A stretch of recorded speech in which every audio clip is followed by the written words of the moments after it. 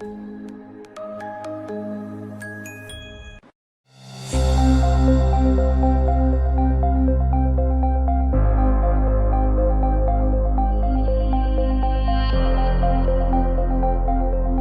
sistema de classificação que a gente adota aqui é o mesmo do Ministério da Saúde. Os pacientes são classificados em grupo A, B, C e D, certo? No momento da triagem, a partir do momento que ele é triado pelo enfermeiro, a partir dos sinais e sintomas desse paciente, junto com os sinais vitais como pressão, frequência cardíaca, frequência respiratória, a gente consegue classificar ele dentro desses grupos, tá? Então, sendo assim, o grupo A é o grupo mais brando, tá?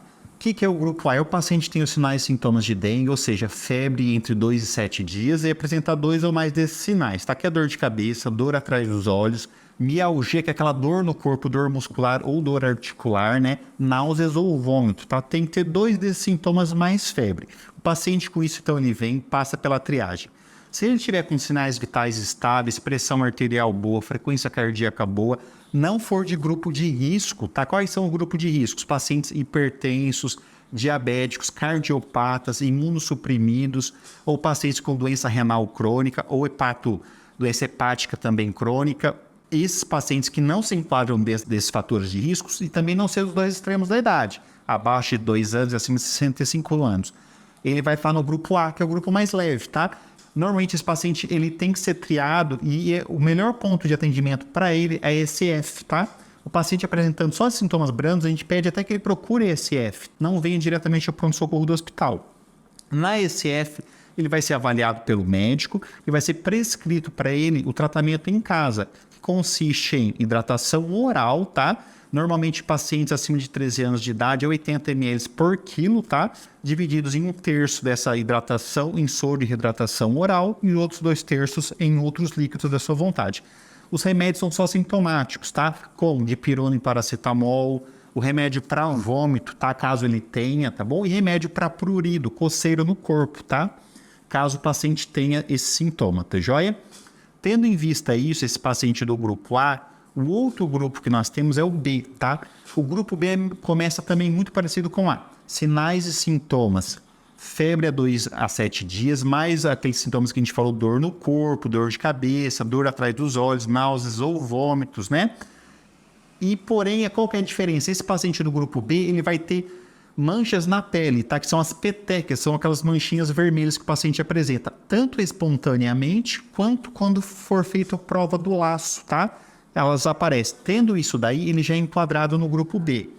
Também é enquadrado no grupo B o paciente, independente dessas manchinhas no corpo, que seja dos grupos de risco, extremos de idade, abaixo de 2 anos, acima de 65 anos, ou pacientes que têm alguma condição de saúde específica, como eu disse lá no começo, tá? Uma cardiopatia, uma diabetes, uma hipertensão, imunossuprimidos, doença renal crônica, doença hepática, tá bom? Então, esses pacientes se enquadram no grupo B. Qual que é a diferença do grupo B para o grupo A na conduta, tá bom?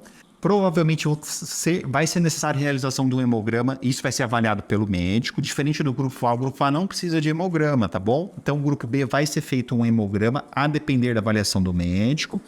E a depender do resultado desse hemograma, o médico vai avaliar se existe a necessidade da hidratação endovenosa, que é pelo soro, aquele soro que a gente toma na veia. Então, o grupo A lá que eu falei no começo não precisa, tá? É só hidratação oral.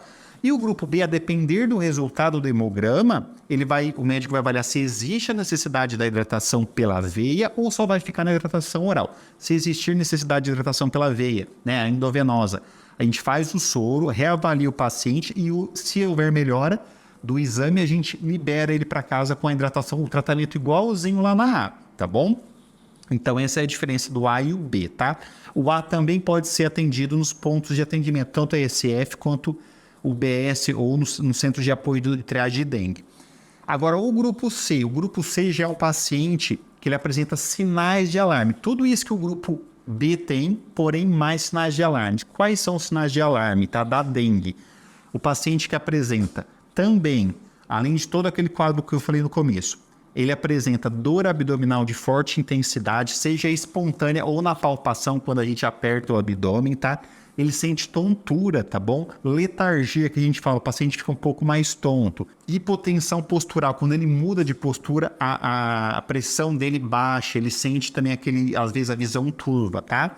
Outra coisa que é avaliada são sangramentos, tá? O paciente, os sinais de alarme, ele apresenta sangramento, pode ser na gengiva, pode ser a melena, que a gente fala que é nas fezes, tá? Ou na urina, tá bom? A urina muito vermelha, com presença de sangue, tá bom? Então, esses são os sinais de alarmes. Existem outros sinais de alarmes, como a ascite, que é acúmulo de água dentro do abdômen, que isso o médico consegue avaliar, mas os que o paciente consegue avaliar são esses. Paciente tendo dengue, apresentando algum desses sinais que eu falei para vocês de alarme, ele tem que procurar o hospital, tá? Esse paciente já carece de internação hospitalar. A conduta também é um pouquinho diferente. Esse paciente precisa de fluidoterapia endovenoso pela veia, tá? Para uma expansão volêmica e ser reavaliado com exame diariamente, tá? No primeiro momento até com diferença de horas, tá? Os exames de sangue e hemograma que a gente tanto fala, tá? E o paciente do grupo D, ele apresenta tudo que a gente falou do A, B, C, porém agora ele apresenta choque, tá? Que é aquela dengue que a gente está falando da hemorrágica, tá bom? O choque que é extravasamento de líquidos para outras cavidades dentro do nosso corpo e também sangramento que a gente não consegue conter. Então esse grupo, paciente do grupo D, ele já carece de internação em leito de UTI. Aqui o nosso protocolo que nós temos, a gente tem os leitos de estabilização, caso esse paciente precise, tá bom? E depois a gente já solicita uma vaga para esse paciente numa unidade que tenha terapia intensiva. O paciente grupo D necessita de terapia intensiva, tá? Mesmo que ele, apesar do choque, a gente consiga compensar e precisa ficar alguns dias na UTI. Então, esses são o grupo A, B, C e D. Grupo A e B a gente consegue manejar muito bem no posto de saúde. Já o grupo C, que é aquele que apresenta sinais de alarme, a gente precisa do hospital do pronto-socorro. E o grupo D, né, com certeza a gente precisa até de um leito um pouco mais complexo, que é o leito UTI.